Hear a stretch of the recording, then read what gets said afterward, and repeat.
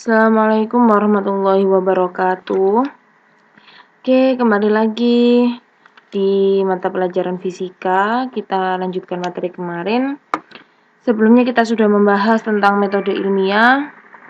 Nah, sekarang kita lanjutkan tentang keselamatan kerja di laboratorium.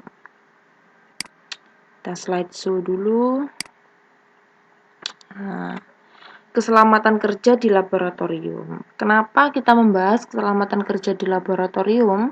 Karena memang ilmu fisika itu selalu berhubungan dengan eksperimen, penelitian, sehingga perlu adanya panduan khusus tentang keselamatan kerja di laboratorium. Karena suatu eksperimen atau penelitian itu dilakukan di laboratorium.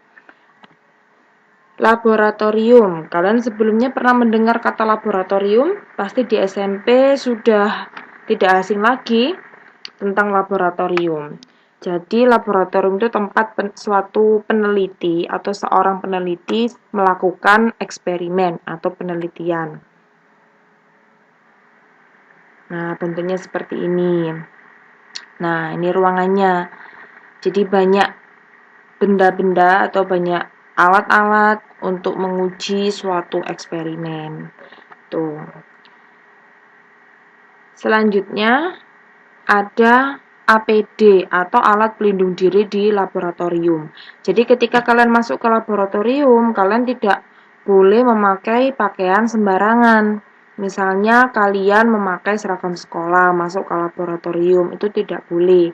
Harus ada alat pelindung dirinya. Kenapa? Karena benda-benda di laboratorium itu sangat beresiko tinggi dan bisa membahayakan tubuh kita. Baik itu cairan kimia atau alat-alat yang lain. Nah, apa APD-nya atau alat pelindung dirinya? Oke, kita cermati satu persatu. Di sini ada bagian mata. Bagian mata di sini dilindungi dengan kacamata lab. Jadi ada kacamata khusus untuk digunakan di laboratorium. Jadi bukan kacamata sembarangan atau kacamata gaya. Jadi sudah khusus untuk menangkal radiasi. Tuh. Kemudian bagian kepala, head. Nah, ini ada penutup kepalanya. Jadi ketika kalian masuk ke laboratorium itu harus ada penutup kepala. Kenapa? Karena untuk membatasi atau meminimalisir jatuhnya rambut di bahan penelitian kita. Gitu. Jadi harus ada penutup kepalanya. Face atau muka. Nah, ini memakai masker biasanya ya. Masker atau memakai face shield. Tuh, agar tidak terjadi hal-hal yang diinginkan di wajah kita. Kemudian bagian telinga, ya bagian telinga ini juga diberi seperti peredam gitu agar tidak terkena gendang telinga kita. Loh, kenapa? Karena kalau di laboratorium kan kita sedang melakukan eksperimen, otomatis alat-alat itu sedang bekerja. Nah, frekuensi bekerjanya alat itu biasanya berada di ambang batas pendengaran kita, sehingga akan membuat telinga kita sakit. Untuk meminimalisir telinga kita sakit, maka dibutuhkan peredam suara di telinga kita agar tidak merusak gendang telinga. Kemudian ada respiratory atau ini masker ya, agar tidak mengganggu pernafasan kita, jadi harus memakai masker. Kemudian di sini ada hand or body. Nah, hand ini kita harus memakai sarung tangan, ya sarung tangannya pun itu yang khusus untuk di laboratorium, dan body ini berarti kita harus memakai jas lab. Jas laboratorium ini khusus didesain untuk kita yang sedang melakukan eksperimen di laboratorium. Jadi bukan jas biasa. Ini jas khusus yang didesain untuk para peneliti. Dan yang terakhir ini foot atau bagian kaki. Nah, bagian kaki itu harus memakai sepatu yang tertutup Jadi bukan sepatu sembarangan, apalagi pakai sandal, itu sangat tidak boleh. Di laboratorium, jadi semua anggota tubuh kita benar-benar dilindungi agar tidak membahayakan di tubuh kita. Jadi kaki pun harus memakai sepatu khusus di laboratorium, yaitu yang melindungi seluruh bagian kaki. Nah, penampakannya seperti ini. Nah, kalau kalian nanti di lab ya, atau suatu saat kalian bekerja di laboratorium, maka penampakannya seperti ini. Ini sudah sangat lengkap. Ya, kakinya dilindungi, badannya juga pakai sarung tangan, pakai face shield, pakai masker, terus pakai penutup kepala. Tuh. Selanjutnya, simbol-simbol tanda bahaya di laboratorium. Jadi, semua lab itu pasti memiliki simbol-simbol.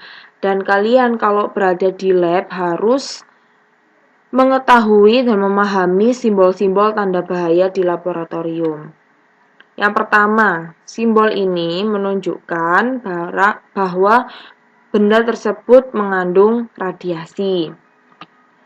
Kemudian, simbol yang kedua ini menunjukkan bahwa benda tersebut tajam. Simbol yang ketiga,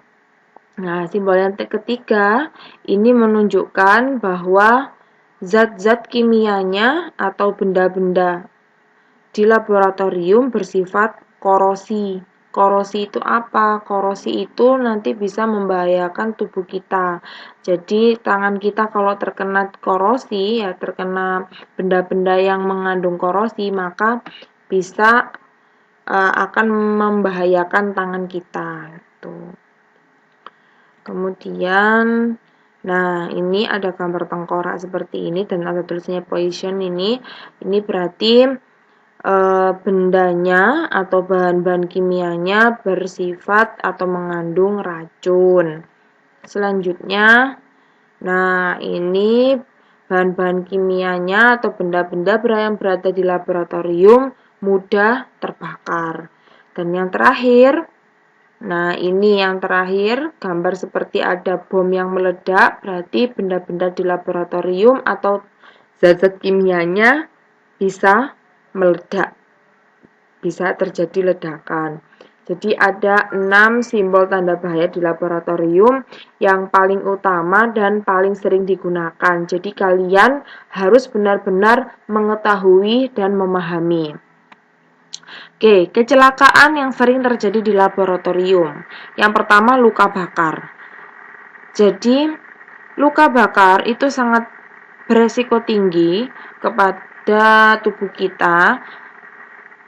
Bisa terjadi di tangan, di wajah, ataupun bagian tubuh yang lain. Yang kedua, luka karena benda tajam atau tumpul. Ini juga kecelakaan yang paling sering terjadi. Cedera mata. Cedera mata ini banyak sekali contohnya. Bisa kelilipan, kemudian bisa terkena luka di mata atau di pelipis. Kemudian ada yang tersiram bahan kimia di mata gitu. Dan yang terakhir, kecelakaan yang paling sering terjadi di laboratorium yaitu keracunan. Bisa keracunan karena menghirup zat-zat yang sangat membahayakan pernapasan, itu juga termasuk keracunan atau tidak sengaja terkena di mulut kita. Tuh.